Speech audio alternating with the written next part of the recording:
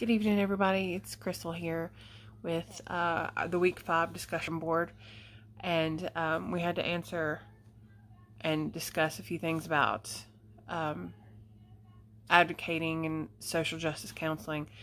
And the first thing we had to do was talk about our own personal golden rule of counseling and how we could participate in self-care while being an advocate. I really like the quote by Theodore Roosevelt that states, do what you can with what you have where you are. This is often what my husband and I tell our preteens and teenagers of our youth group.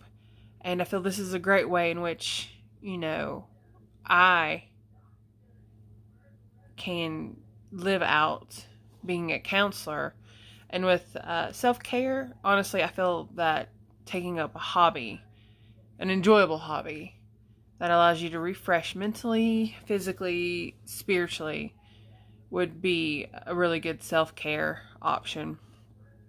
The Bible verse that I picked is Matthew 25, 35 and 36, and then verse 40, which says, "For I was hungry, and you gave me something to eat. I was thirsty, and you gave me something to drink. I was a stranger, and you invited me in. I needed clothes, and you clothed me. I was sick, and you looked after me. I was in prison, and you came to visit me." And verse 40 says, "The king will reply, I tell you truly, whatever you did for one of the least of these brothers and sisters of mine, you did for me." And at least one action you're willing to take towards social justice.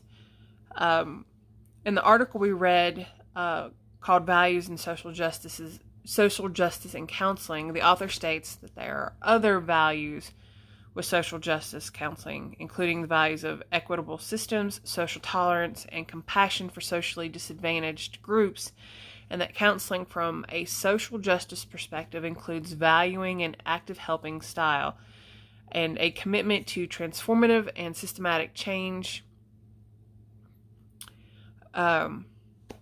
And what I do every Thursday evening is work at a place called Tri-Cities Recovery, who helps people with life-controlling issues, whether that's drugs, whether it's alcohol, whether it is, being in a relationship that's not healthy,